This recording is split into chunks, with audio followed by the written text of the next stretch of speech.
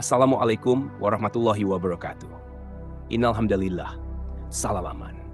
Amma bada.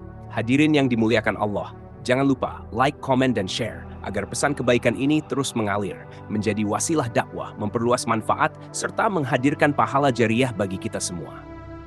Semoga setiap kebaikan yang disebarkan dicatat sebagai amal saleh dan menjadi keberkahan di dunia serta akhirat. Hadirin yang dimuliakan Allah, pada kesempatan yang penuh hikmah ini, marilah kita merenungi salah satu pelajaran besar dari Al-Hikam pasal 32. Sebuah nasihat yang menenangkan hati orang beriman, sekaligus meluruskan cara pandang kita terhadap kehidupan dunia. Imam Ibn Athaillah As-Sakandari berkata, "La tastaghrib wuqu'al akdar ma dumta fi hadhihi ad-dar, fa innaha ma abrazat illa ma huwa mustahiqun wasfaha wa wajibu na'tiha."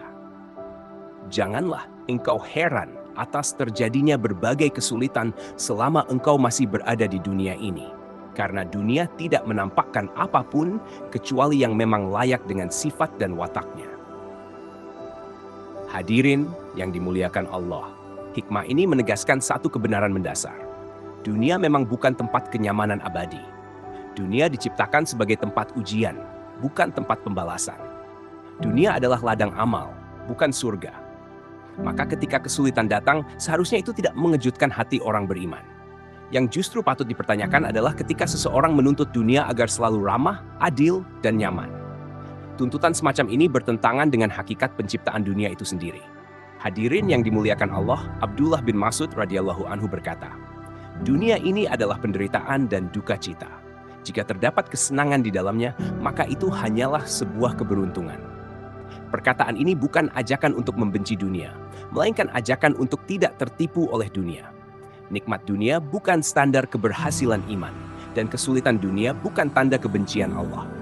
Syekh Ja'far Asy-Syadiq radhiyallahu anhu berkata, "Man talab ma lam yukhlaq at'ab nafsuhu wa lam yurzaq." Ketika ditanya apa itu, beliau menjawab, "Ar-raha fid dunya," ketenangan sempurna di dunia. Artinya, siapapun yang mengejar kenyamanan mutlak di dunia, ia akan lelah dan kecewa. Karena yang ia cari memang tidak diciptakan. Ketenangan sejati diciptakan untuk akhirat, bukan untuk dunia. Hadirin yang dimuliakan Allah, Syekh Junaid Al-Baghdadi radhiyallahu anhu memberikan teladan kedewasaan spiritual yang sangat tinggi. Beliau berkata bahwa dirinya tidak merasa terhina oleh musibah, karena ia telah memahami watak dunia sejak awal. Dunia menyambut manusia dengan ujian adalah sesuatu yang wajar. Namun jika dunia menyambut dengan kenikmatan, itu adalah karunia tambahan, bukan hak yang wajib. Inilah perbedaan antara orang yang mengenal dunia dan orang yang diperdaya dunia. Yang mengenal dunia tidak mudah kecewa, dan yang diperdaya dunia mudah marah ketika harapannya tidak terpenuhi.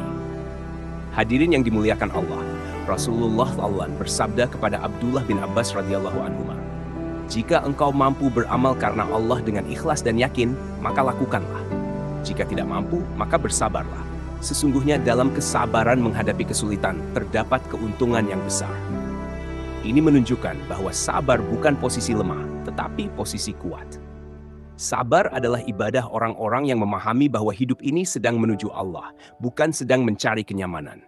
Umar bin Khattab radhiyallahu anhu berkata, "Jika engkau sabar, maka ketentuan Allah tetap berjalan dan engkau mendapatkan pahala. Jika engkau tidak sabar, ketentuan Allah tetap berjalan dan engkau berdosa." Artinya, takdir Allah pasti terjadi. Yang membedakan hanyalah cara kita menyikapinya. Sabar mengubah ujian menjadi pahala, sedangkan keluh kesah mengubah ujian menjadi dosa. Hadirin yang dimuliakan Allah, Al-Hikam pasal 32 mengajarkan kepada kita untuk berdamai dengan realitas dunia tanpa kehilangan iman dan harapan.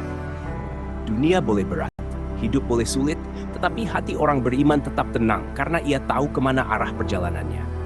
Jangan heran dengan luka, jangan terkejut dengan air mata, jangan putus asa dengan kesempitan.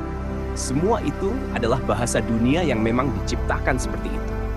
Yang tidak wajar adalah jika seorang hamba lupa kepada Allah hanya karena dunia tidak berjalan sesuai keinginannya.